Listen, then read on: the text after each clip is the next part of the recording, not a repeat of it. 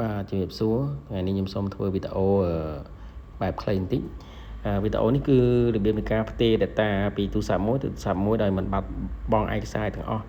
ឬក៏ហៅថា clone data ផ្ទេរទិន្នន័យហ្នឹងណាបាទហើយសម្រាប់ការផ្ទេរទិន្នន័យហ្នឹងគឺយើងមានពីរ model នេះគឺ Android ដូចគ្នាប៉ុន្តែ brand ខុសគ្នា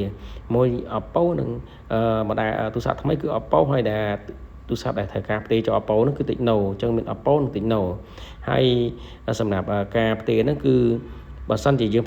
ចង់ផ្ទេរទៅពី Tecno ទៅ Oppo យើងត្រូវ download នៅលើទូរស័ព្ទដៃ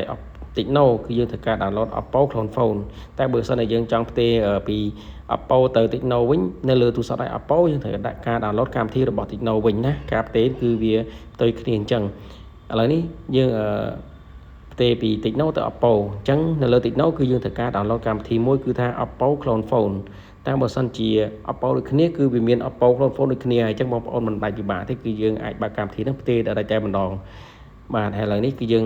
បើកកម្មវិធី Oppo Clone Phone នៅលើទូរស័ព្ទដៃ Tecno យើងបើកកម្មវិធីវាអស់សិនមក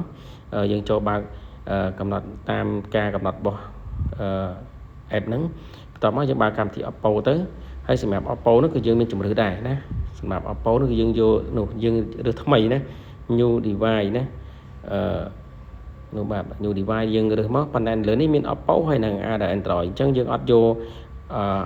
Oppo ទេយើងត្រូវការ Android ដោយសារទូរស័ព្ទហ្នឹងគឺម្ដាល brand ខុសគ្នាមួយ Tecno មួយ Oppo អញ្ចឹងយើង scan ទៅបើយើងយក Android បានវាស្គាល់តែបើយើង Oppo ទៅទូរស័ព្ទដៃហ្នឹង Oppo ដូចគ្នាបានយើងយក Oppo ហ្នឹងហើយឥឡូវយើងនៅលើ Tecno នេះគឺយើងបើកកម្មវិធីមុខងារវាអស់ទៅបាទបើកតាម function ដែលគេកំណត់មកបន្ទាប់ពីយើង scan ហើយឥឡូវនេះវាចាប់ផ្ដើមភ្ជាប់គ្នាហើយនេះហើយមុខងារនេះគឺយើងមិនដកតិចទេយើងចុចទាំងអស់ទៅ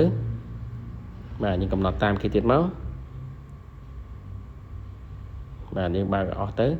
បន្ទាប់ពីយើងបើកមុខងារនឹងអស់ហើយវានឹងចេញជាគេថាទាំងអស់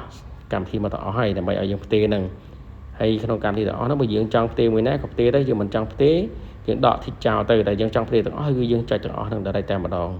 យើងមិនដកទេណាចាឥឡូវខ្ញុំអត់ដកទេខ្ញុំចុចផ្ទេរទាំងអស់ហ្នឹងបានន័យថាយើងផ្ទេរសូម្បីតាសារ SMS នៅលើទូរស័ព្ទដៃចាស់របស់យើងហ្នឹងប្រហែល100សារក៏វាទៅប៉ុណ្្នឹងដែរហើយការផ្ទេរនឹងទៀតសោតក៏វាអត់បាត់ដែរទាំងលេខតេចេញតេចូលលេខទូរស័ព្ទ contact ដែលយើងបាន save រូបថតហើយនឹង note ដែលយើងបានកត់ទុកមួយចំនួនអីហ្នឹងគឺវាចូលវិញទាំងអស់វាអត់បាត់អីទេចឹងបានថាការផ្ទេរ data ហ្នឹងគឺវាលក្ខណៈងាយស្រួលដែរដោយមិនឲ្យបាត់ឯកសារអីចឹងរបស់យើងចឹងណាហើយវីដេអូហ្នឹងគឺមានតែប៉ុណ្្នឹងទេអរគុណសូមជម្រាបលា